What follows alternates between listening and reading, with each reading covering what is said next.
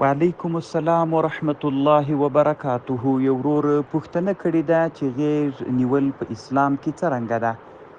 دا محترمه سنت او جائزه ده.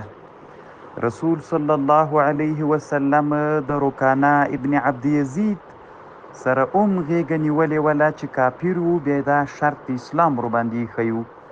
دا په مکه مکرمه کې داسې یو کافر وو چې چا څملولی نه و. رسول صلی الله علیه وسلم څملوه.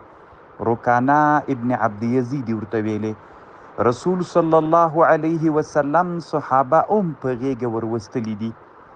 امام جلال الدین سیوطي رحمه الله المصارعه الى المصارعه په دغه کتاب کې لیکلي دي. یو ورځ رسول صلی الله علیه وسلم ناستو، نو فاطمه رضی الله عنها ولا نبی علیہ السلام حضرت حسن او حضرت حسین رضی الله عنهما په غیږه واچول. نو نبی علیہ السلام با حسن رضی الله عنه ته ویلې، هی حسن، لکه چې غیږه نیول کیږي نو هلته یو په یوه غږ کوي، بل په بل باندې. نو حسن نبی صلی الله علیه وسلم په حسن رضی الله عنه غږ کو، هی حسن. او فاطمه رضی الله عنها ورته ویلې چې دی خو مشر ده، په حسین رضی الله عنه ولې غږ نه کوي؟ نو هغه ورته ویلې نندارې ته حضرت جبریل علیه السلام راغلی ده، هغه حسین ته غږ کوي، هی حسن، هی حسین، یعنی ونیسه حسینه. نو زه چې هغه حسین ته غږ کوي، زه حضرت حسن ته غږ کومه.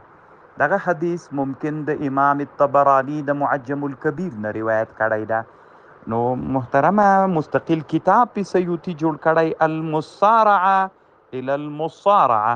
الله پاک دې روغ جوړ لره. وعلیکم السلام ورحمت الله وبرکاته. یو ورور طیب مولا په نامه د فرا ولایت نه پوښتنه کړې ده. د ورور پوښتنه دا ده چې یو سړی تعویض په غاړه وي نو د هغې بېعزتي کوي، دا څنګه ده؟ محترمه وروره علما لیکي که تعویض د سړي په غاړه وو، بیت الخلا ته چې تله نو هغه به پټوي، او که پوښ کې وو بیا پروا نه کوي. نو محترمه بېعزتي اسلام کې ناروا ده. علامه امام قرطبي رحمه الله تفسیر قرطبي کې لیکلي دي چې باید بېعزتي ونسي. نور علما هم کتابونو کې لیکلي دي. الله دې جوړ لره وروره، کامیاب اوسي. وعلیکم السلام ورحمت الله وبرکاته. یو ورور پوښتنه کړې ده، سیف الدین آغا په نامه د پاکستان نه. دی وایي چې د موږ په وطن کې ولور 100 یا 150 لکه روپیو پورې ختلی ده. نو دا څنګه د اسلام کې؟ نو دا محترمه ناروا ده. علامه ابن العابدین شامی رحمه الله په رد المحتار کې یو مسئله لیکلې ده، وایي که چیرته د نجلۍ د پلار یا د هغې ورونو د نجلۍ نه د نجلۍ په مقابل کې روپۍ واخیستلې، دا سحت او حرام ده. دغه مسئله په دغه کې سته ده، محترمه شامی په رد المحتار کې ذکر کړې ده. الله پاک دې روغ جوړ لره. وعلیکم السلام ورحمت الله وبرکاته. سعید الله مفتون په نامه یو ورور پوښتنه کړې ده چې د مسجد یو امام احتلام ورته پیک سوی ده، بیا یې غسل کړی، نور کالي ځان سره وړي. نو هغه دی چې هغه پاک کالي واغوندي، نجس کالي اغوستلي دي، خلکو ته امامت پکې ورکړی.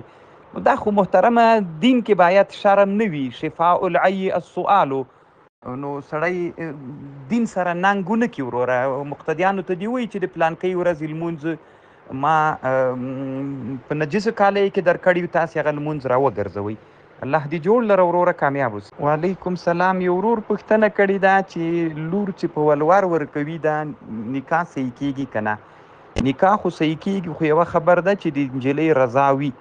که داسې وي چې نجلۍ رضا نه وي او بالغه وي، نو بیا دغه نکاح د مکره چې دا د موږ د احنافو مذهب باندې نه صحیح کیږي، بلکې دا د جمهورو مذهب د ورور. الله دې جوړ لره. وعلیکم السلام ورحمت الله وبرکاته. محمد عمار حماسي په نامه یو ورور د پاکستان نه پوښتنه کړې ده. د ورور پوښتنه دا ده چې یو شل مړ سي، عمر یې 23 کالې، نو د باندې به د ماشوم جنازه کوو؟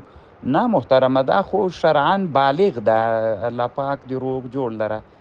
نو اگر چې د بدن نه وړکی ده یا نو نور خدای بالغ ده، د باندې به د غټ سړي جنازه کول کیږي. الله پاک دې روغ جوړ لره وروره، کامیاب. وعلیکم سلام.